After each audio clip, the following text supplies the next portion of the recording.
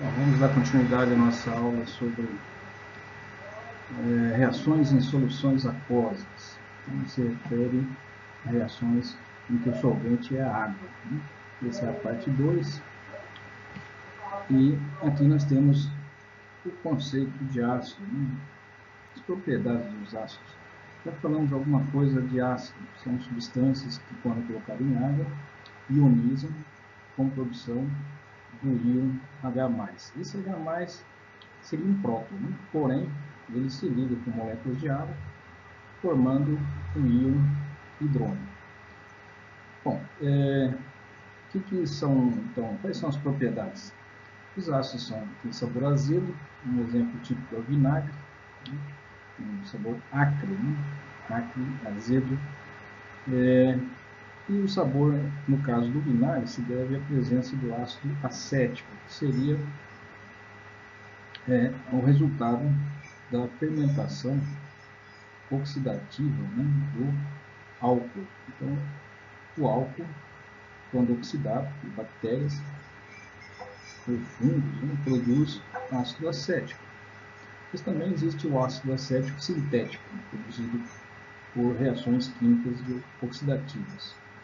As frutas cítricas também possuem ácido, o ácido cítrico, né, que é um ácido tricarboxílico, triácido, né, com 3 hidrogênios ionizados.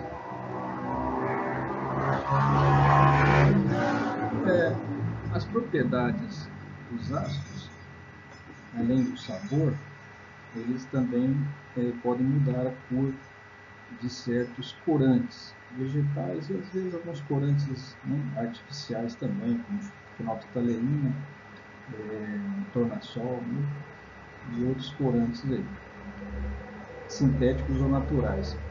Então, é comum um ácido às vezes cair numa roupa e mudar a cor natural da roupa, porque ela é tingida com um corante e pode mudar de coloração dependendo da reação química, né? Uma reação química que ocorre com o ácido, ou também com a base, né? Certas bases também causam esse tipo de mudança de coloração. Isso é útil, né, para saber se uma substância tem características ácidas ou básicas. Basta colocar esse corante e ver a mudança de tonalidade, de coloração. Isso vai indicar a presença, né, de ácido no teste. Reage com certos metais para produzir o gás hidrogênio. Então, todo ácido tem essa tendência a reagir com metais, porque os metais liberam elétrons, como sabemos, eles doam elétrons, eles têm elétrons livres que são responsáveis pela condutibilidade elétrica. Então, como os metais não seguram seus elétrons da eletrosfera em tanta intensidade, esses elétrons circulam pelo metal com uma certa liberdade. E, como sabemos, os ácidos produzem H+. Quando está na água, esse H+, captura um par de elétrons da água, do oxigênio da água, formando o íon hidrônio. Mas se existem metais, presença de metais, os elétrons do metal serão entregues para o hidrogênio, o que leva à formação de hidrogênio gasoso. Então é muito comum, né, você colocar um ácido e o ácido produzir hidrogênio, né, reagindo com o metal, ao mesmo tempo que se forma um sal, um hidróxido metálico, ou um sal metálico. Então aqui tem um exemplo. É claro que existem metais mais ou menos reativos, né, que têm elétrons, né, doam elétrons com mais facilidade, portanto são ditos mais eletropositivos, e existem metais que são menos reativos. Os metais mais reativos são aqueles que têm maior tendência a perder elétrons. São metais que estão no canto inferior esquerdo da tabela periódica, como regra geral. E existem metais mais nobres, como prata, né, platina, níquel, ouro, que têm mais dificuldade em perder elétrons. Então aqui temos aqui o magnésio. Também existem ácidos que são mais fortes, outros ácidos são mais fracos. O ácido clorídrico é um ácido mais forte porque ele tem uma tendência de se ionizar completamente, ou seja, gerar grandes quantidades de H+.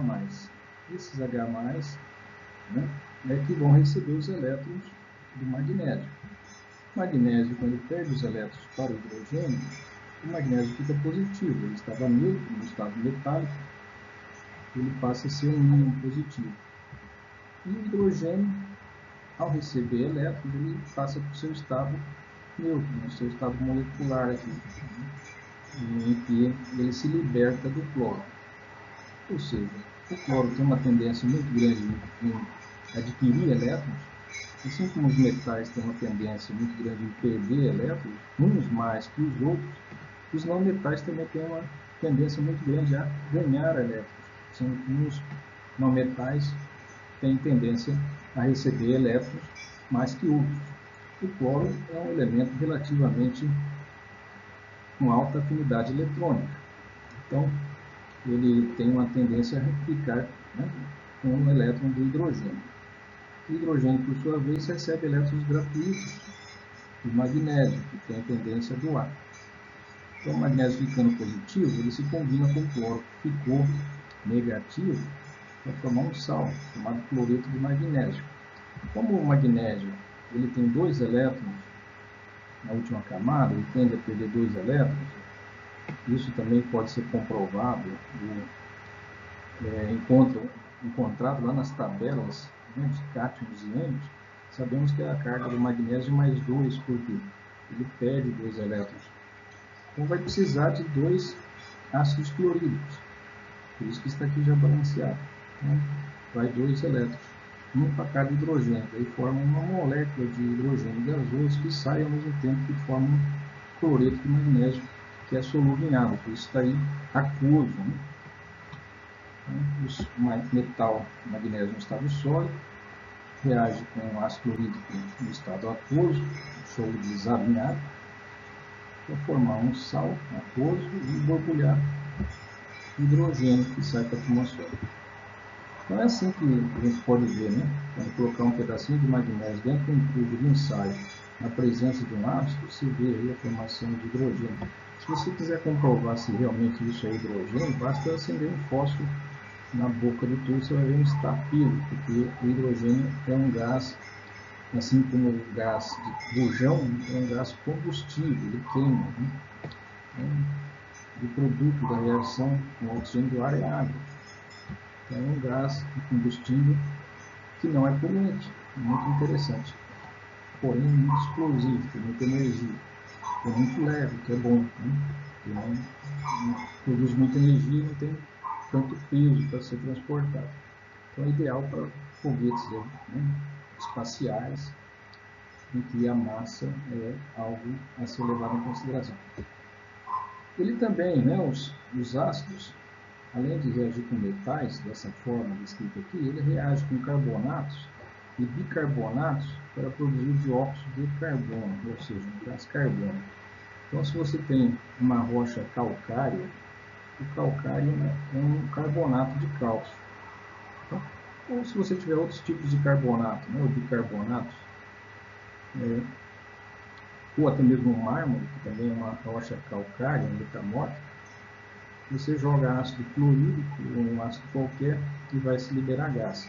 Mas o gás dessa vez vai ser o gás carbônico, CO2.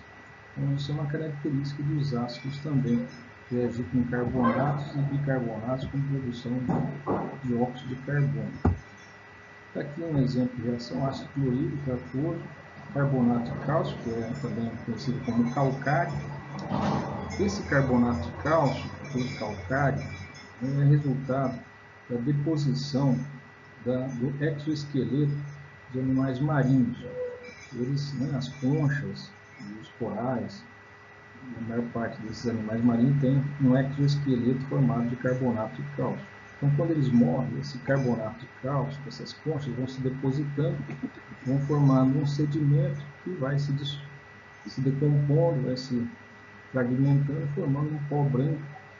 Esse pó branco, quando esse sedimento tem aquele aspecto branquecento.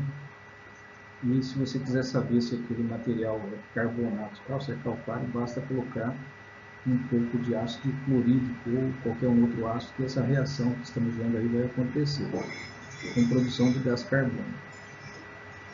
Agora, o que tem acontecido é que as chuvas ácidas têm acidificado os mares e esse ácido tem reagido com, tem atacado o exoesqueleto de corais, principalmente, e de outras formas de organismos marinhos que têm alto esqueleto de carbonato de cálcio. Isso daí leva à morte desses animais e, consequentemente, afeta o ecossistema marinho.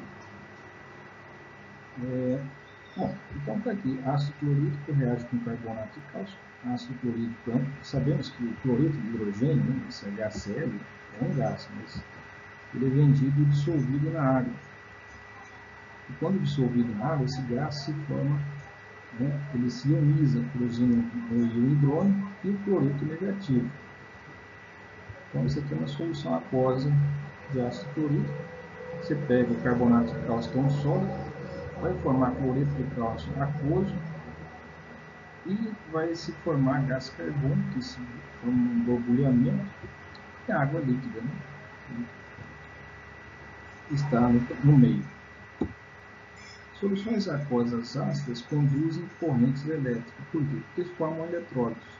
Quando você coloca ácido na água, a gente diz que é um ácido justamente por isso, porque ele produz íons H+, em soluções aquosas. Então, um ácido produz H+, ou seja, produz íons. E esses íons são responsáveis pela condução de corrente elétrica pela água. Ou seja, forma um eletrólito molecular. Conduz corrente elétrica. Quanto mais forte o ácido, maior a condutibilidade elétrica ele vai proporcionar à água. Propriedade das bases. Então, enquanto os ácidos se caracterizam por possuir o íon hidrogênio ligado a um não metal, como oxigênio, nitrogênio, cloro, flúor, oxigênio, por sua vez, estão ligados a não metais, você tem os ácidos. Agora, quando você tem uma base, o que caracteriza a base é a presença de um íon hidróxido ligado a um metal. Ele tem sabor amargo, adstringente,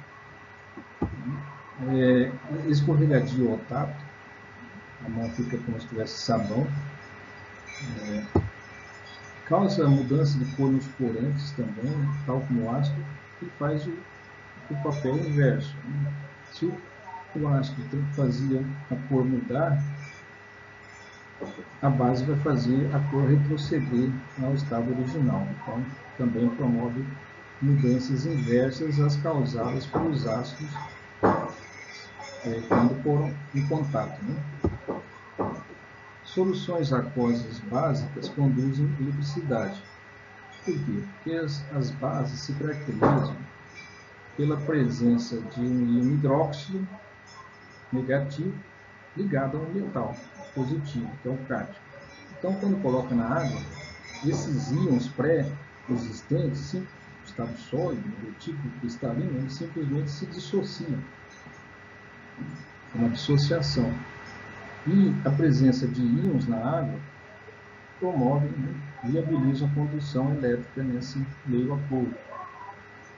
Os ácidos também fazem isso, só que os íons se formam por ionização, ou seja, o hidrogênio se desliga do não metal. Normalmente está ligado a um oxigênio e a outro não metal, como cloro, bromo, iodo, e daí se forma ioniza. Não existem íons pré-existentes. Colocando na água que a ruptura da molécula, o ácido, ocorre. E daí se forma, então, o íon H+, que se liga à água para formar o hidrônio, e o ânico, pode ser um cloreto, um fosfato, um nitrato, sempre compostos não metálicos, certo? Não metálicos, para ácidos. Enquanto nas bases nós temos um hidróxido, que é o OH negativo, ligado a um metal que perdeu o elétron, que se transformou num cátion, e o OH negativo, que é o ânion. Então, no caso das bases, acontece a dissociação de íons pré-existentes, enquanto que normalmente é assim, né? Salvo alguma rara exceção aí, e dependendo do conceito ácido-base que estamos trabalhando. Exemplos. A amônia é uma base. E notem, aqui é um exemplo típico, né? A amônia é uma base de Lewis, né? Segundo o conceito de Lewis. E o hidróxido é uma base normalmente presente em base segundo o conceito de Arrhenius. Ou seja, esses conceitos que estamos usando atualmente são conceito ácido-base de Arrhenius. Então, por exemplo, aqui, essa base é uma base molecular, certo? Mas normalmente as bases que usamos como exemplo, nessa primeira introdução à base, são bases de Arrhenius, em que existe a presença do íon hidróxido. E o hidróxido está ligado a um cátion, né? Sabemos que um dos cátions pode ser o íon NH4+, ou, no caso, algum metal. Então, um ácido de Arrhenius é qualquer substância que, quando colocada em água, produz íons H+. O H+, na verdade, se converte em H3O+, porque ele se liga à molécula de água para formar esse íon hidrônico. Ou seja, o H+, como sendo um próton, é uma partícula, ele não está no estado livre, ele se liga, né, automaticamente à molécula de água. Ele captura o par de elétrons da água, do oxigênio da água, para formar H3O+.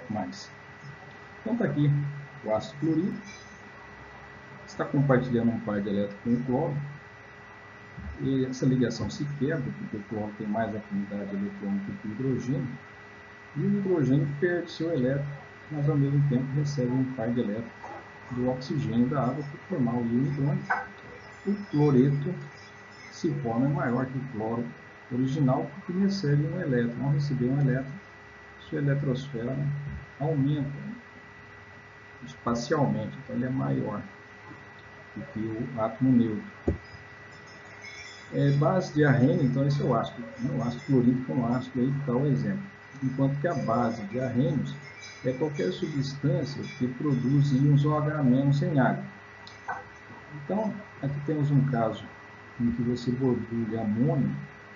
Então, aqui está sendo, na verdade, se usando uma exceção, né, de bases de Arrhenius, em que as bases de Arrhenius, como regra geral, são compostos iônicos, em que temos uma hidroxila ligado a um metal. Então, já são íons pré-existentes. Então, eles aqui resolveram colocar a única exceção que eu conheço, né, de base de Arrhenius, em que o íon hidróxido não está pré-existente.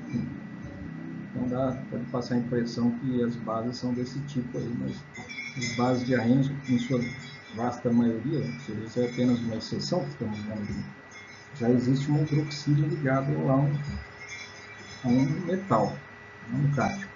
Então aqui está aqui a amônia, né?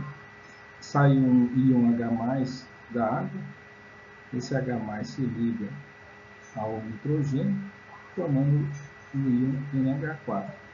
E agora, quem está fazendo a vez do ácido aqui é a água, né? Por quê? Porque a água está, né, o que fez aqui o hidrogênio com o cloro, que houve uma ruptura e saiu um H+, né, se ligando ao oxigênio, ficou o cloro negativo. Aqui está acontecendo, saindo, quebrando uma dessas ligações aqui também, entre o hidrogênio e o oxigênio. Sai aqui um H+, tal como saiu um H+ aqui, só que o H+ que saiu do ácido se ligou ao oxigênio de uma molécula de água. Que o H+ que sai da água se liga ao nitrogênio de uma amônia. Aí se forma o NH4, que é um cátion formado de não metais. Quase sempre os cátions são resultado de metais que perderam elétrons. O metal gosta de perder elétrons, então essa é a regra. Mas aqui nós temos um né? E não o metal que perde um elétron para o íon H+, aqui formando esse cátion, amônio. Ao mesmo tempo, sem o OH, o oxigênio ficou com o elétron de hidrogênio formando um hidróxido. Então, esse aqui é o hidróxido de amônio. Como a regra diz que toda substância, né, segundo Arrhenius, toda substância dissolvida em água gera um OH-, então esse caso é um dos casos que gerou OH-, por ionização. Mas quase todas as bases de Arrhenius são hidróxidos, né, já pré-existentes, e são resultado aí da reação de um ácido com um metal, que forma aí um hidróxido metálico. E daí o hidróxido simplesmente se dissocia na água do seu contraíon metálico. Então, mas tem aí esse exemplo aí interessante também da amônia. O íon hidrônio seria o oxigênio ligado a 3 hidrogênios, sendo que um dos hidrogênios veio na forma de um próton, foi adicionado na forma de um próton, ou seja, era um hidrogênio que perdeu o seu único elétron, formou um cátion, né, hidrogênio iônico, e esse hidrogênio iônico veio e capturou um par de elétrons não compartilhados do oxigênio. Essas regiões em azul representam áreas positivas da molécula desse íon hidrônio. Então, existe uma carga positiva parcial sobre cada um dos hidrogênios. Esse hidrogênio aqui tem uma região parcialmente positiva na eletrosfera. Aqui nesse hidrogênio também existe uma região positiva, assim como no outro hidrogênio. E o oxigênio ele tem uma densidade negativa, porque ele ainda tem um par de elétrons não compartilhado que fica nessa região espacial aqui. Esse molécula esse íon, né, esse cátion, hidrônio, ele tem o oxigênio grudado em sp3. Então, ele está no vértice, né?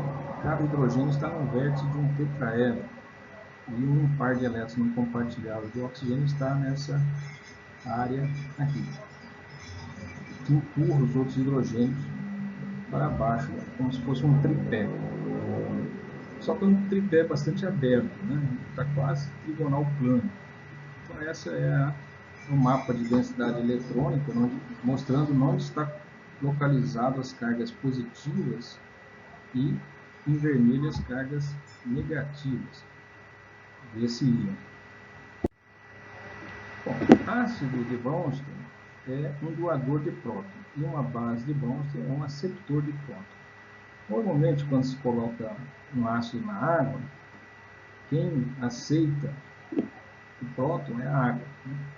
E quem doa o próton é a base. Quem doa o próton é o ácido, quem recebe o próton é a base.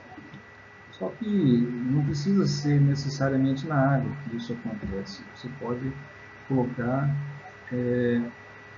ácido acético, né, na presença de amônia, e daí também vai ter a transferência de um próton do ácido acético para o nitrogênio da amônia. Então, seria um ácido de Bronsted, porém não de Arrhenius, porque para ser de Arrhenius, o conceito de Arrhenius é que essas reações, quem doa próton, quem recebe próton, são sempre meios aquosos.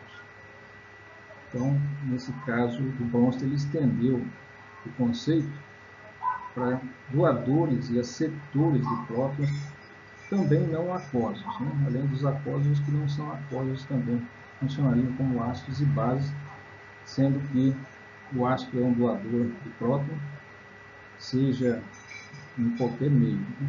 Aquoso ou não. E a base é um aceptor de próton, seja água ou seja qualquer outro elemento, né? Receber prótons. Então ele estendeu o conceito um pouco mais amplo, mas é muito similar. Então, naquele exemplo da amônia, aqui, né, quem doa próton é a água. Então, sai um próton da água, ele é o ácido, nesse caso. Quem recebeu o próton, a amônia, ela é a base.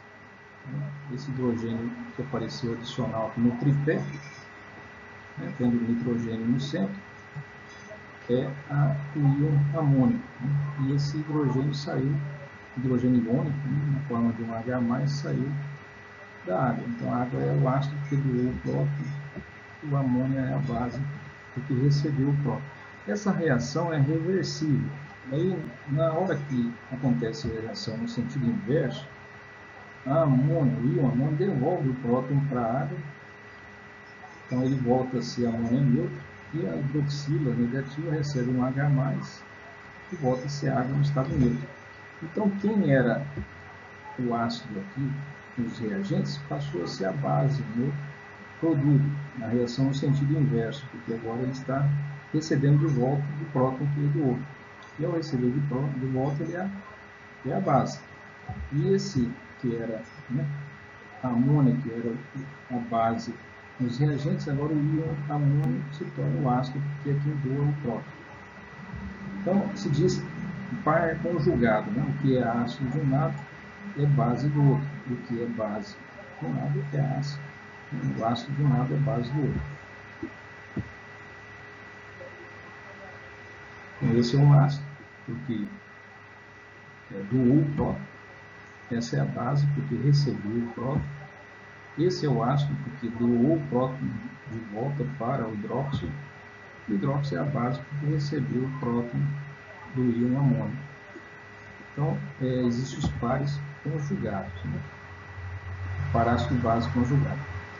Um ácido de bronze deve conter ao menos um próton ionizado, certo? Tem que ter prótons, né?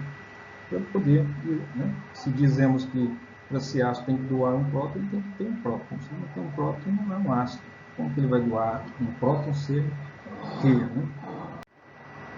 Existem ácidos monopróticos e existem ácidos dipróticos, tripróticos, polipróticos, né? Então, o monoprótico é um exemplo aqui, o ácido clorídrico. Isso aqui é um hidrogênio ionizado. Agora existe, né, forma um H+, e um cloro menos. A seta indica que a reação é irreversível, quer dizer que acontece uma ionização total. Então o ácido é forte, portanto forma um eletrólito forte, né? Ioniza totalmente, conduz corrente elétrica. O ácido nítrico é a mesma coisa também. O ácido nítrico tem um hidrogênio ionizável e libera esse hidrogênio. Uma seta única, sem reversibilidade, é um ácido forte. Portanto, um eletrólito forte. Agora, o ácido acético já é uma reação reversível. Nem todos o ácido acético está na forma ionizada, porque à medida que ele se ioniza, existe a possibilidade de um H+, se ligar novamente com um acetato e retroceder a reação. Se a reação retrocede, nem todas as moléculas de ácido acético estarão na forma ionizada, como nos casos anteriores. Estará parcialmente. Então, é um eletrólito, um ácido fraco, um eletrólito fraco. Os ácidos dipróticos são aqueles que têm dois hidrogênios ionizáveis. Temos aqui o ácido sulfúrico, que é um exemplo dele. Então, ele perde o primeiro hidrogênio. A primeira ionização, o ácido sulfúrico é um ácido forte. Produz um H+, e um íon hidrogênio sulfato. O hidrogênio sulfato continua sendo um ácido, por quê? Porque ele também pode perder esse hidrogênio, esse segundo hidrogênio, ainda ele pode, né, perder hidrogênio, e por isso ele pode ser considerado um ácido. O ácido é toda substância que pode perder hidrogênio. Tem que ter pelo menos um. Então ele tem um aqui, ele ainda pode perder. Essa primeira reação não é reversível, porque a ionização do ácido sulfúrico é total. Agora, então, o ácido sulfúrico, H2SO4, é um eletrólito forte, um ácido forte. Agora, o hidrogênio sulfato que se formou, ele pode perder esse segundo próton e formar o sulfato. Mas essa reação já, essa segunda ionização é reversível. Então, esse íon hidrogênio sulfato já não é um ácido tão forte quanto o ácido sulfúrico, porque já tem uma carga negativa. Acúmulo de duas cargas negativas instabiliza um pouco o sistema sulfato. Então, já não é tão fácil. E uma vez que aconteça a ionização parcial, é fácil que um H+ volte a se ligar com o grupo sulfato, que tem duas cargas negativas que atraem esses íons positivos promovendo a reação inversa. Então, esse segundo íon, né, esse hidrogênio sulfato, ou também chamado sulfato ácido, que ainda tem um hidrogênio, né? Esse aqui é um sulfato neutro, que não tem mais, né? O sulfato básico, né? Sulfato básico, que não tem mais hidrogênio ionizável. Esse aqui é um sulfato ácido, que tem hidrogênio ionizável. Esse aqui é sulfato básico, não tem como ele atuar como ácido. Ele só pode atuar como base. Note que esse hidrogênio sulfato, ele é um ácido quando a reação vai da esquerda para a direita, porque ele libera próton. Mas quando ele volta, ele recebe, ele pode receber, né, o hidrogênio, o sulfato pode receber um próton e voltar à reação. Então, esse sulfato aqui pode receber próton funcionando como base. Esse hidrogênio sulfato poderia receber próton e voltar para trás? Não, já é mais difícil acontecer. Então, esse é um eletrólito fraco, um ácido fraco. Existem ácidos tripróticos, né? Como o ácido fosfórico, por exemplo. Então, ele tem 3 hidrogênios ionizados. E já desde a primeira ionização já é um ácido fraco. Ele perde o primeiro hidrogênio com uma certa dificuldade e forma o dihidrogênio fosfato, ou dihidrogênio fosfato. E também dito fosfato de ácido, que tem 2 hidrogênios. Né? Isso daí já a primeira ionização, a primeira liberação do primeiro próton já é reversível. Então é um ácido fraco desde a primeira ionização. Um eletrólito fraco, um ácido fraco. É claro que a reação pode acontecer no sentido inverso. E essa segunda ionização, uma vez tendo perdido o primeiro próton, ele pode perder o segundo, e temos aí a tendência ainda é mais difícil de ionizar, mais fraco ainda. Então, continua sendo um eletrólito fraco, um ácido fraco. E pode perder o terceiro hidrogênio, né? Que é mais difícil ainda, porque se ele já tinha dificuldade de perder o primeiro, de formar o primeiro íon, ele perdeu um segundo próton para formar um íon com 2 cargas negativas, se torna um pouco mais difícil. E para perder um terceiro próton, para se formar um fosfato com 3 cargas negativas, é um pouco mais difícil. Então, é um eletrólito mais fraco ainda. Mas é um ácido triprótico, assim como o ácido cítrico, né? Alguns ácidos fortes e fracos comuns. Nós temos aqui ácidos fortes, o ácido clorídrico, o ácido bromídico, o iodídrico, o ácido nítrico, o sulfúrico, o perclórico. Alguns ácidos fracos, o ácido fluorídrico, o nitroso, o fosfórico e acético. Então, são ácidos mais fracos. Um exercício para praticar.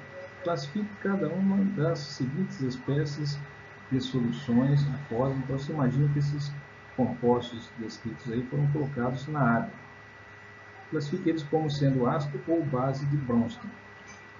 Então, se você colocar na água, esse daqui é um ácido forte, certo?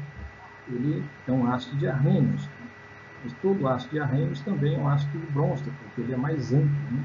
O conceito de Bronsted é mais amplo. Então, é um ácido de Bronsted também. E ele está na sua forma neutra, né? Então ele só vai poder liberar o próton, e ele libera totalmente, né, o próton, todos, uma ionização 100%, assim como o ácido clorídrico, o ácido sulfúrico. Agora, o ácido nitrato já é resultado de uma ionização do ácido nitroso. O ácido nitroso é um ácido fraco e é uma reação reversível. Então, esse grupo aqui já vem de uma perda de um próton, né? Um próton que perdeu. Só que ele pode receber o próton de volta, para voltar a ficar na forma de HNO2, formando o ácido nitroso. Então, nesse caso, ele é uma base de Bronsted, porque ele ainda pode receber um próton. Está com uma carga negativa, ele pode receber um próton e recebe, que é um ácido fraco. Então, se ele vem de um ácido fraco, a base também não é uma base forte. Então, isso é uma base forte. O bicarbonato veio do ácido carbônico. Né? Então, ele pode receber o próton que ele perdeu. Ele perdeu dos 2 prótons que tinha, o ácido carbônico é um diácido, ele perdeu formou bicarbonato, também chamado de hidrogênio carbonato, ou chamado também de carbonato ácido, porque ele tem um hidrogênio ionizado. Mas esse carbonato pode receber um próton para voltar a ter os 2 que ele tinha originalmente. Então, ele funciona como uma base de bronze ao receber o próton que ele perdeu. E pode funcionar como um ácido se ele perder o segundo próton. Então, ele é tanto uma ácido quanto uma base de Bronsted. Ele pode perder esse próton, doar esse próton, e se comportar como um ácido, né, Bronsted, ao perder o próton, ele está se comportando como ácido de Bronsted. Como ele pode receber o próton que ele já, né, dos 2 que ele tinha perdido um, se ele voltar a receber o próton, ele é uma base de Bronsted. Então, ele funciona dependendo da reação que você colocar, ele funcionaria como um ácido ou uma base de Bronsted. Então, a estratégia. Quais são as características de um ácido de Bronsted? Toda substância que doa próton. Esse é um ácido de Bronsted. Será que ela contém ao menos um átomo de hidrogênio ionizado? Para ser um ácido de Bronsted, tem que ter pelo menos um hidrogênio ionizado para poder doar. Então, você tem que olhar a espécie. Ele tem um hidrogênio ainda porque ele ainda é um ácido. Por mais hidrogênio que ele já tenha perdido, se ele ainda tem hidrogênio para ser perdido, ele continua podendo se comportar como ácido. Com exceção da amônia, as demais bases de bronze que você vai encontrar, por enquanto, são ânions, né? Certo? Porque nós vemos que a amônia é neutra, né? Ela não é um cátion, né? É neutro. Então é uma exceção. É um cátion, né, que é formado por não metais, sendo que os cátions normalmente são resultado de metais que perderam elétron e ficaram com cargas positivas. A amônia é um cátion formado por não metais. Então, a solução. Sabemos que o ácido clorídrico é um ácido, porque possui, né, assim como o ácido bromídico, porque tanto o bromo como o cloro, ambos são halogênios da família 7A, esperamos que o ácido bromídico, assim como o ácido clorídrico, ionize em água como segue. Né? HBr, tem um hidrogênio ionizado? Tem. Ele perde esse hidrogênio? Perde. Né? Quebra essa ligação, forma um H+. É uma reação irreversível, um ácido forte, mais forte que o ácido clorídrico. É um ácido de Bronsted. E é um ácido de Arrhenius também. Né? E ácido de Arrhenius é quando perde prótons na água. E ácido de Bronsted é quando perde prótons em qualquer outro meio. Em solução, agora o íon nitrito. Né? Em solução, o íon nitrito, né, esse íon nitrito, pode aceitar um próton, ele não pode funcionar como ácido, porque ele não tem hidrogênio, certo? Então não tem como ser ácido. Para ser um ácido de Bronsted ou de Arrhenius, ele tem que ter hidrogênio ionizado, poder perder hidrogênios. Como que ele vai perder se ele não tem? Você olha que o nitrito ele é assim, então ele só pode receber um próton. Né? E quem recebe próton é uma base de Bronsted. Certo? Quem recebe próton é uma base de Bronsted. Então, esse NO2 é uma base de Bronsted, que pode receber o próton que ele mesmo teria perdido. Né? Essa reação é reversível, certo? Pode ser reversível, eu acho. Mas aqui, então, nós temos que o nitrito é uma base de Bronsted porque pode receber próton. Ele é um ânion e os ânions normalmente podem receber próton, né? Podem receber H+. Por fim, aqui o íon bicarbonato, também chamado hidrogênio carbonato ou carbonato ácido, né? Monoácido, né? Ácido, né?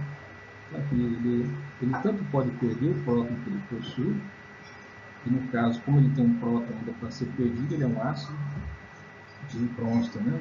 Toda substância que perde prótons, né? Se no meio aquoso ou em qualquer meio se tratando de Bronsted. Então, se ele tem um hidrogênio ionizado, ele se comporta como ácido. E é um ácido fraco, é reversível a reação. Se for um carbonato, com 2 cargas negativas, perde mais um próton. É o último que ele tinha. Mas ele também pode receber o próton que ele havia perdido, o ácido carbônico que ele havia perdido, para se formar, né, receber um próton. Esse segundo caso, ele é um uma base. Ao receber um próton, ele é uma base. No primeiro caso, ele é um ácido. Então, ele tanto pode ser considerado um ácido Bronsted quanto uma base Bronsted, dependendo da reação que a gente quiser observar. Então, a espécie é chamada de anfótera, né? Anf quer dizer dois, né? Porque possui ambas propriedades, tanto de ácido quanto de base. As setas duplas indicam que ambas reações são reversíveis, certo? São reversíveis. Então, é um ácido fraco, assim como uma base fraca também. Bom, então já vimos reações, já explicamos o que é um ácido, suas características, né? Também falamos aí de um ácido monoácido, diácido, triácido, bases, né? Fracas, fortes, né? Eletrólitos. Né? Agora vamos ver reações de neutralização. Uma reação de neutralização é entre um ácido e uma base. Então, se você pegar um ácido de Bronsted ou de Arrhenius e reagir, vai formar um sal e também se forma água. E a reação costuma ser irreversível. Tá? Está como irreversível. Então, aqui um exemplo. O ácido clorídrico é um ácido que tem hidrogênio que sai, né? Ele libera H+. Ioniza na água, produzindo íons H+. E cloreto, né? Íons negativos. Em solução aquosa. O hidróxido de sódio é uma base porque já existe o grupo hidróxido negativo ligado com o metal. Toda vez que você vê um hidróxido ligado com metal, você tem uma base de Arrhenius, certo? Com exceção do amônio, às vezes o íon NH4, né, mais, é o íon amônio, que é o único cátion que vimos que é formado por não metais. E os metais é que perdem elétrons. Né? Ao perder elétrons se forma um cátion. E o OH é um ânion negativo, então o ânion negativo se junta com o cátion positivo. Os cátions metálicos são assim formados porque os metais perdem elétrons e ficam com cargas positivas. Os íons hidróxidos, né, são negativos porque o oxigênio tende a receber um elétron, né, e ficar com uma carga negativa aí, esse oxigênio. Então, isso aqui já é um sal, é um composto iônico, metal com não metal, sendo que o ânion é o íon, né, hidróxido e o cátion é um metal qualquer. Então, esse é um composto salino, iônico, que existe no estado sólido, e quando você coloca na água se dissocia, né, e gera, né, produz íons OH-. Então, toda substância que colocada em água gera OH- é uma base segundo Arrhenius. Então, isso aqui é uma base de Arrhenius e também é uma base de Bronsted. Então, o OH- que se forma na água daqui e o H+ que se forma no ácido aqui, vão se encontrar o OH-, certo? Que caracteriza as bases, e o H+ que caracteriza os ácidos. H+ com OH- vai formar água. E o cloreto, que é negativo, e o sódio, que é o cátion positivo, vão se juntar formando um sal, um composto iônico, um sal.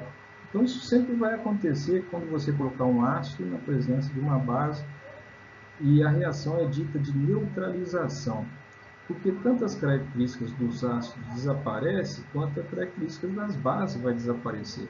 Então, um vai neutralizar o outro, e vai se formar, né, um sal que, né, não tem as mesmas características nem do ácido nem da base. E água, né? E água. Então, aí, se você, né, quiser fazer essa aqui, a equação molecular, aqui seria a equação iônica, o ácido se ioniza, é molecular, se ioniza formando íons H+, cloro-. A base é iônica, se dissocia formando íons sódio e ânions hidróxido. Sabemos que o ânion hidróxido, né, com o cátion H+, vai formar água. E o cloreto e o sódio são íons espectadores. Então, você pode simplificar, cancelar o cloreto no reagente com o cloreto de produto, o sódio no reagente com o sódio no produto, e desenhar a equação simplificada, que é o H+, se ligando com o H- para formar água. É a reação que acontece. E é dita a reação de neutralização, porque o H+ que caracteriza os ácidos é neutralizado por o H- que caracteriza as bases, e vice-versa. Forma um composto neutro, né, que é a água, que não é nem ácido nem base. Reações de neutralização envolvendo um eletrólito fraco. Então, aqui nós temos um eletrólito fraco, o ácido cianídrico, certo? Ele é um eletrólito fraco, que é um ácido fraco, certo? O ácido cianídrico, não é um ácido forte. O ácido forte já mostramos alguns exemplos, né? Agora, essa base é uma base forte, né? Uma base que se dissocia totalmente na água, 100%. 100% dos hidróxido de sódio, quando colocado na água, se transforma em sódio e ânions hidróxido. Agora, o HCN, por ser um ácido fraco, nem todo esse ácido se ioniza na água para produzir H+ e CN-. Podemos mostrar ele como se mantendo no seu estado não ionizado. Agora, se forma sal e água, né? Sal e água, como sempre. O hidrogênio do ácido se liga com o H da base para formar água. E o grupo CN negativo do ácido com o sódio positivo da base para formar o cianeto de sódio. Note que a gente coloca o sódio à esquerda, o metal ou o cátion à esquerda, e o grupo, o ânion, né, ou não metal à direita. E podemos, essa é a equação molecular.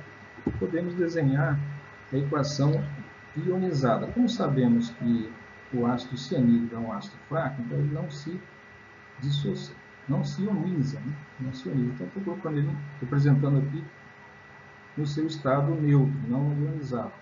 Agora o hidróxido de sódio, esse sim, né? É uma base forte, ela se ioniza, dissocia, no caso, totalmente dissociado. Esse cianeto de sódio, esse sim, é um sal, né, um eletrólito forte, ele se dissocia também, totalmente. Todos esses sais, né, se dissociam, são solúveis, né? Se lembra? Sais que possuem, né, em que o cátion é o sódio, um elemento da família 1A, né, metal alcalino, sódio, lítio, potássio, lítio, ou amônio, todos eles são totalmente solúveis em água, independente do ânion. Então, isso aqui vai dissolver totalmente, vai ionizar, né, totalmente, aliás, se dissociar totalmente. Né?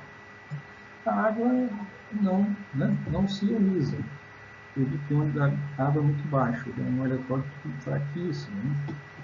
Então, você desenha, né, aqui está a equação molecular, você desenha os seus produtos de ionização ou dissociação. Sabemos que o ácido cianídrico não ioniza bem, então mostramos ele não ionizado. Sabemos que o hidróxido de sódio é um sal, né, um sal de sódio, certo? Os hidróxidos são solúveis quando são de metais alcalinos, então ioniza totalmente. Está lá na tabela de solubilidade. O cianeto de sódio também é bastante solúvel, se ioniza totalmente, se dissocia totalmente. Então, por quê? Porque é formado por íon sódio. Né? Toda vez que vê um íon sódio, ele se dissocia, né? Muito. Está aqui dissociado. E a água não dissocia. A água, ela, né, o produto iônico da água é muito elevado, muito baixo. Né? Então, agora você simplifica o que está dos dois lados, o sódio que está aqui com o sódio que está aqui, pronto. Né? Isso sobra apenas, né, eliminamos o sódio, cancelamos em ambos os lados o reagente produto e fica cianeto, ácido cianídrico mais hidróxido para formar cianeto e água. Essa é a reação líquida. Né? Um exemplo aqui, outro exercício. Escreva a equação molecular iônica e simplificada para cada uma das seguintes reações ácido-básico. Então, essa aqui está literal. Né? Ácido hidrobrômico com hidróxido de bário, aquosos, né? Solúvel em água. ácido sulfúrico aquoso, ou seja, solúvel em água, mais hidróxido de potássio aquoso. Que produtos vão se formar? Escreva aí as equações moleculares, iônicas e simplificadas para cada um desses itens, A e B. Então, a estratégia. O primeiro passo é identificar os ácidos básicos como forte ou fraco. Mas antes disso, ainda você tem que saber, né? Ácido hidrobrômico seria o... Né? Se você olha na tabela de cátions e ânions, né? Ácido hidrobrômico é esse daqui. Sabemos que é um ácido forte. Né? Ácido sulfúrico é esse daqui, H2SO4. Tem que saber a forma, né?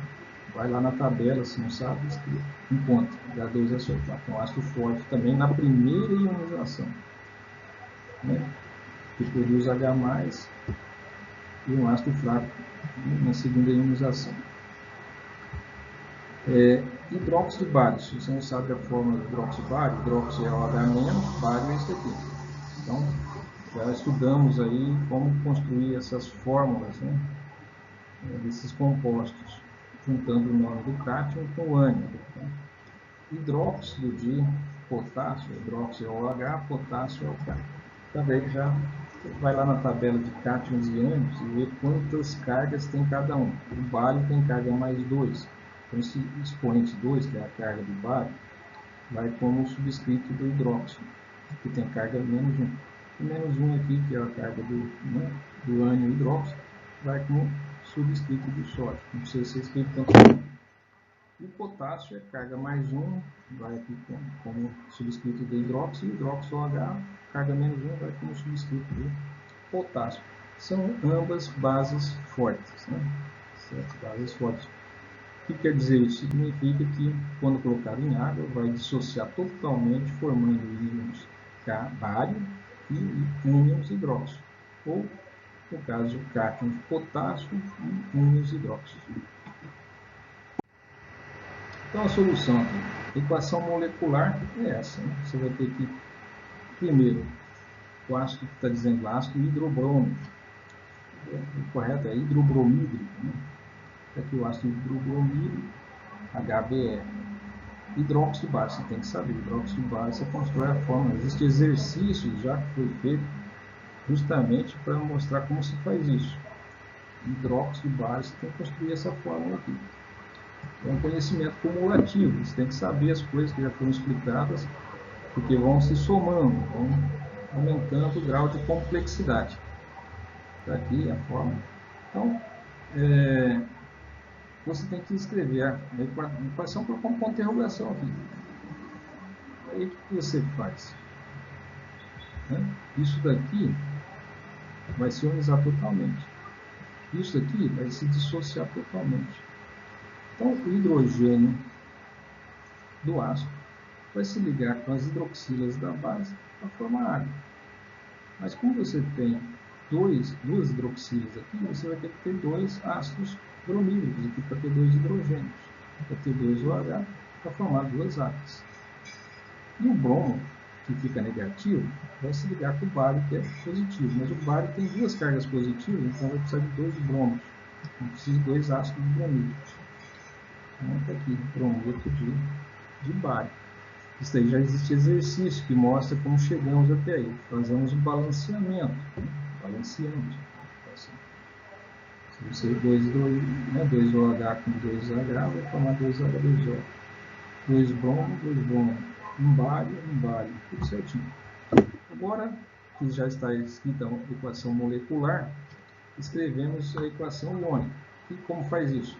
Se o ácido bromídrico é um ácido forte, então, como é, ele se ioniza totalmente. Está aqui ionizado 2H+, 2 bromo, dois ácidos bromídricos que se ionizam, formam dois hidrogênio iônico e dois bromos brometos, né? E um brometo. O hidróxido de bário também é uma base forte, ele também se ioniza, né? E quando é hidróxido de bário, ele é solúvel na água, né? Está lá, olhe na tabela de solubilidade.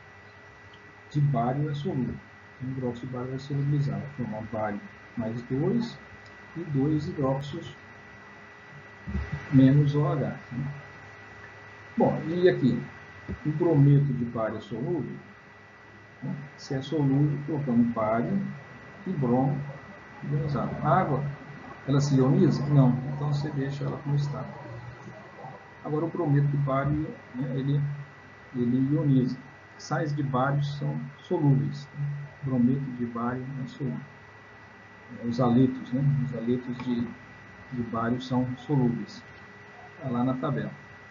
Então agora simplificamos, ou seja, cancelamos os termos comuns. 2 brometos aqui com 2 brometos aqui. Um bário aqui no produto, né? E um bário aqui no reagente. Então só ficou o quê? 2H+, com 2OH- para formar 2H2O. Ou simplificando tudo por 2 essa equação aqui, dividido por tudo, um H+ com H- para formar água líquida. O bário positivo e o bromo negativo são chamados de íons espectadores, porque eles estavam presentes nas soluções iniciais dos reagentes e continuam presentes nas soluções finais dos produtos, na forma dissolvida, né, em água, na forma solvatada. Não mudou nada, simplesmente quando você evaporar a água, vai ficar esse sal. Bem, equação molecular do segundo exemplo. Então, aqui fala de ácido sulfúrico. Quando ele fala de ácido sulfúrico, você tem que achar a fórmula do ácido sulfúrico. Coloca, desenha a fórmula do ácido sulfúrico. Quando ele fala de hidróxido de potássio, você tem que achar a fórmula do hidróxido de potássio. Você coloca aqui. Agora que as duas fórmulas foram colocadas, você tem que colocar uma setinha e você ainda não sabe o que se formou. Coloca um ponto de interrogação. Como tem 2 hidrogênio ácido, certo? 2 hidrogênio ácido, vai precisar de 2 grupos OH.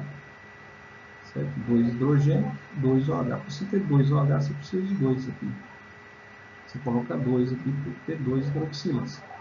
2 hidroxilas com 2 hidrogênios ácidos com 2 hidróxidos das bases. Formar 2 moléculas de água. O SO4, esse grupo SO4, ao perder 2 prótons, fica com 2 cargas negativas, é o íon sulfato. E o íon sulfato tem 2 cargas negativas. O potássio tem uma carga positiva. Então vai precisar de 2 potássio para juntar 2 cargas positivas e um sulfato que possui ela só, né? Sulfato, cada sulfato tem 2 cargas negativas. Então balanceamos, né, a equação e colocamos os produtos. Agora isso é a equação molecular. A equação iônica você ioniza. Então você pode ionizar aqui o ácido sulfúrico, fez a primeira ionização, certo? H+, HSO4, né? Menos. O potássio ioniza totalmente, potássio mais, OH menos. São dois, né? 2 potássio, 2 hidróxido. Essa daqui é a equação iônica simplificada, que forma esse produto aqui. Agora, eliminamos o que é comum em ambos os lados. Nós temos aqui 2 potássios que estão em ambos os lados. Reagentes, produtos. Temos apenas esses dois. Então, cortamos e agora a equação simplificada ficou o H+, o bicarbonato e os 2 hidróxidos, para formar sulfato e água. Então, está aqui a equação simplificada, certo? Um H+ e um HSO4 menos, com 2 hidroxilas, um H+, um OH menos, vai formar água. Depois esse, né, vai sair um H+ aqui com mais um OH menos, vai formar mais outra água, vai ficar o sulfato na forma de ânion. Note que o bicarbonato, bisulfato, né, o sulfato ácido, o hidrogênio sulfato, é um ácido fraco e não ioniza, sensivelmente em água. O único íon espectador, portanto, é o potássio. Certo? Reações de neutralização com produção de gás. Então, um ácido mais uma base, a gente sabe que forma sal e água, continua se formando sal e água, mas também formam, por exemplo, um gás. E o gás aqui está sendo CO2. Então, são reações de neutralização, que envolvem, portanto, um ácido mais uma base, mas que além de formar sal e água, também forma gás carbônico. Para que o gás carbônico seja formado, das bases aqui, ou o sal básico, tem que ser um carbonato ou um bicarbonato. Tem que haver um carbonato ou bicarbonato desse lado, porque ele que vai dar origem ao CO2. Certo? Então você tem, na verdade, aqui é um sal básico, tá? Esse bicarbonato aqui, ou carbonato, é um sal básico. Então você não tem uma base propriamente dita, mas você tem um sal básico. E esse sal básico vai dar origem a um outro sal, que é um sal neutro. Né? Então aqui está o ácido, vamos pegar esse exemplo, o ácido clorídrico, na presença de carbonato de sódio, vai formar cloreto de sódio, água e gás carbônico, certo? Uma reação, portanto, de neutralização, só que o ácido está sendo neutralizado por um sal básico. Esse sal básico não é um sal, não é um ácido, não é uma base de arrênio, não é uma base Bronsted, né? É um sal básico. Então a gente ioniza, né? O ácido tem que ionizar, ácido clorídrico é um ácido forte, ioniza totalmente.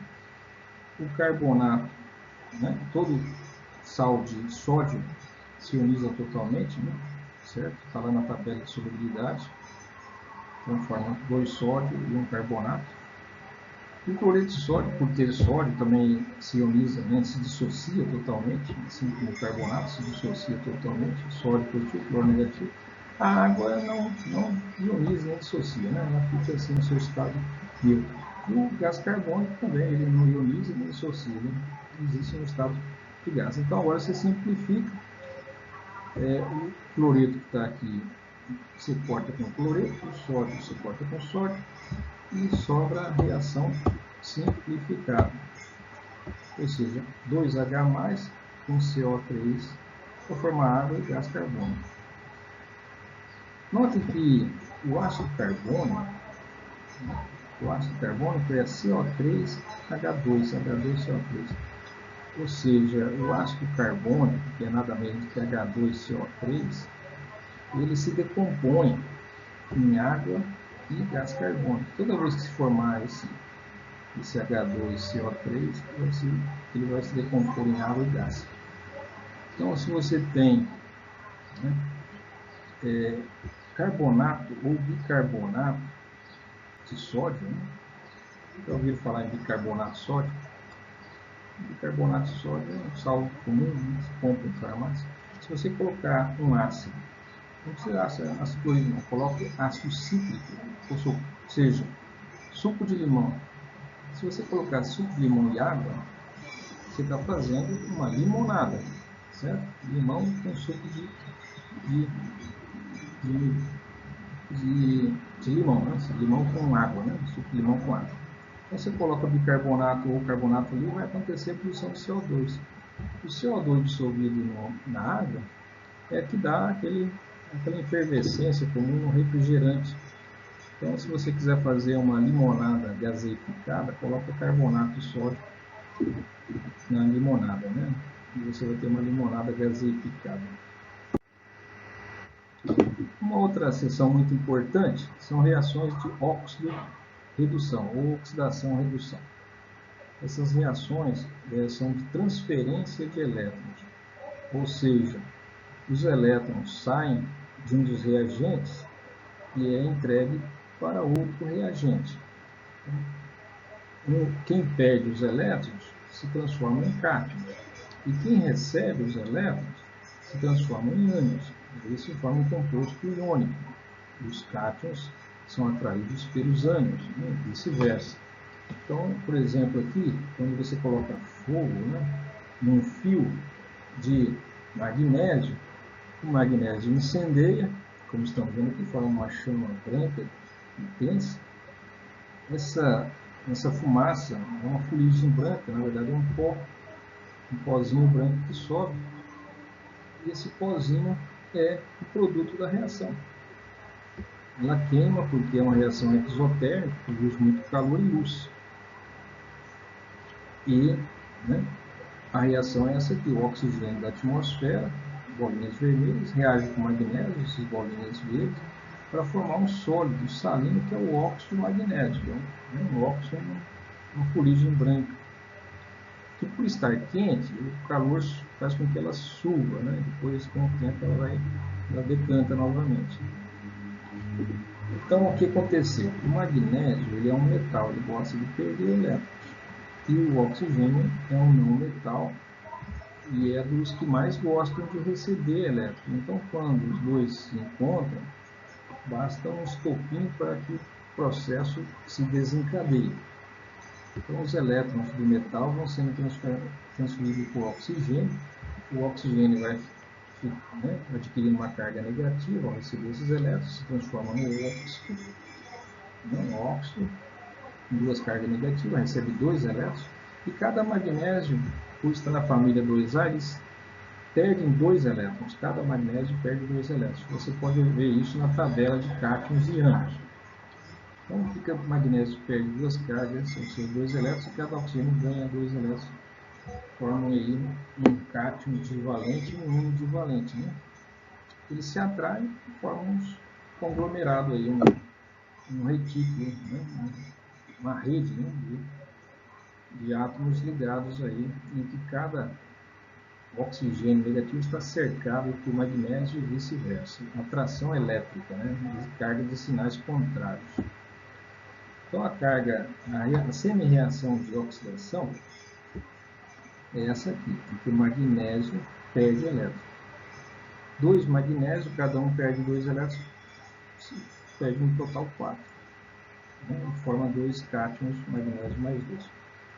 As reações em que um elemento perde elétrons é chamado de reações de oxidação. E reações em que recebem elétrons chama-se reações de redução. Então, essa aqui é a metade da reação. A reação de oxidação em que há perda de elétrons. E é claro que os elétrons apenas são perdidos quando existe um elemento que os recebe. Quem recebe aí é o oxigênio. Então, 2 átomos de oxigênio vão receber os 4 elétrons, sendo que cada átomo vai receber 2. Então, 2 oxigênios, cada oxigênio com 2 cargas negativas. E aqui é a meia reação de redução. Por que diz redução de oxigênio? Porque o oxigênio estava neutro, estava zero, não tinha carga nenhuma, agora ele ficou com carga negativa. Quando alguém está positivo, né, ou está neutro e fica negativo, é porque ele perdeu, né, reduziu. O valor negativo é menor, né? Então houve uma redução. Quando ele está neutro e passa a ter carga positiva, ele aumentou. Não se diz acréscimo, né? Se diz oxidação. Existe redução quando ganha elétrons, que a carga negativa aumenta. Né? Estava 0, foi para menos 2.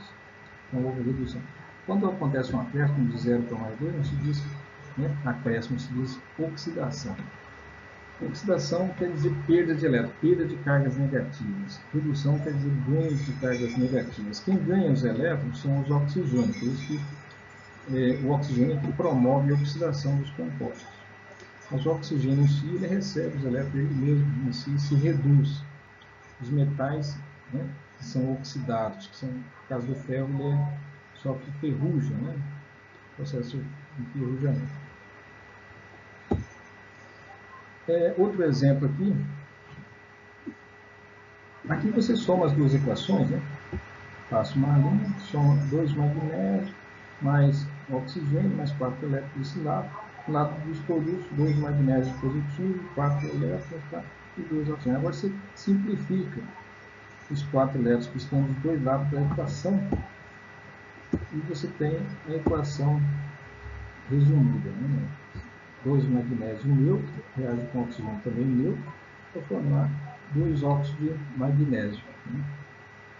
Então, essa é a equação simplificada da reação de óxido-redução. Quem doou os elétrons foi o magnésio. Quem recebeu os elétrons foi o oxigênio. Ou seja, os metais perdem elétrons, uns mais que outros, e os não metais recebem elétrons, uns mais que outros. Tem essa tendência, né? A tendência de ganhar ou perder elétrons depende muito do elemento químico. Existem uns que têm mais afinidade eletrônica e outros que têm menos afinidade eletrônica. E essas reações em que se formam íons por transferência de elétrons se chamam reações de oxidação-redução. Sempre estão casadas, porque se existe um elemento que perdeu elétrons, necessariamente tem que ter um que ganhou os elétrons, né?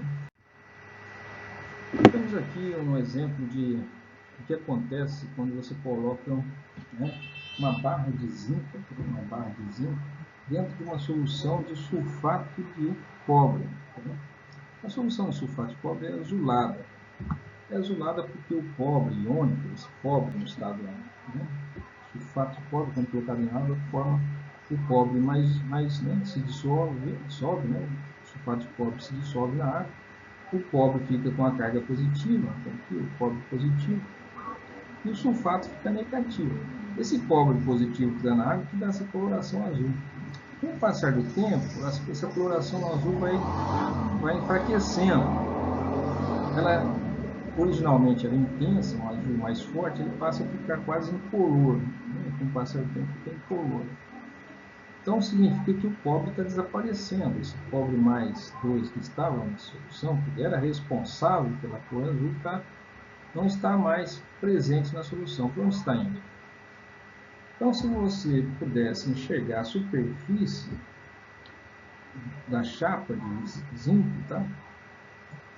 Ele vai começando a se formar uma coisa negra na superfície, né, da chapa de zinco. O que está acontecendo? Se eu pudesse olhar com o microscópio, se existisse um microscópio e eu pudesse ver o que está acontecendo, aqui o zinco, no estado neutro, né, ele encontra o cobre com duas cargas positivas. O que acontece? O zinco tem uma tendência maior de perder elétrons do que o cobre. Certo? O cobre é um metal mais nobre. Ele dificilmente perde elétrons, ele dificilmente se oxida. Digo ao menos em relação ao zinco. Né? O zinco tem uma tendência maior de perder elétrons. Ou seja, quem tem mais afinidade pelos elétrons? O cobre ou o zinco? A resposta é: quem tem mais afinidade pelos elétrons é o cobre. Só que o cobre perdeu seus elétrons, enquanto o zinco com seus elétrons, né, aqui na chapa metálica, no estado neutro. Então, o que o cobre faz? Como ele tem mais tendência a receber elétrons, tem mais afinidade pelos elétrons que o zinco, ele começa a pegar e retirar os elétrons do zinco. Então, o zinco que está aqui nessas bolinhas cinzas, eles começam cada átomo de zinco doa os elétrons para o cobre. E o zinco é que fica positivo. Então, o zinco vai ficando positivo e o cobre, que estava na solução, dando cor azul, ele passa para o estado metálico. Todo elemento no seu estado metálico é insolúvel em água, tá? Só os íons que são solúveis em água, os íons, né? Os íons zinco, os íons cobre, todos os íons são solúveis, mas o metal neutro, sem carga, ele não é solúvel. Então, quando o cobre recebe os elétrons do zinco, ele passa a se tornar um cobre metálico, cobre neutro, né? Sem carga, não é mais um íon. Ele, como não sendo mais um íon, não é mais solúvel, ele se adere à superfície do zinco, fazendo essa, enegrecendo aqui, né, um precipitado que vai se formando. Então esse cobre vai passando do estado mais 2 para o cobre 0. Por quê? Porque ele tem mais afinidade por elétrons que o zinco. Então ele toma os elétrons do zinco. O zinco não consegue reter os seus elétrons porque o cobre tem uma afinidade por esses elétrons maior que o cobre zinco. Então sai os dois elétrons do zinco, vai para o cobre, o zinco fica positivo. E agora sim, no estado positivo, o zinco é solúvel na água. Então a barra de zinco vai se dissolvendo, vai sendo corroída, porque os átomos de zinco, ao transferir elétrons para o cobre, eles se transformam em íons. E os íons zinco são solúveis na água, então eles passam para a solução aquosa. Então está havendo uma troca. Né? O cobre iônico que estava solubilizado na água passa para o estado neutro insolúvel. E o zinco, que era neutro, né, formando a barra, passa para a solução na forma de íon. Então, vai havendo a formação de um precipitado de cobre, um precipitado negro, ao mesmo tempo que a barra de zinco vai desaparecendo. Vai desaparecendo, vai sendo corroído. Então, isso que nós estamos vendo aqui. Um processo parecido, agora usando outros elementos químicos, é quando a gente coloca um fio de cobre neutro, um fio de cobre neutro.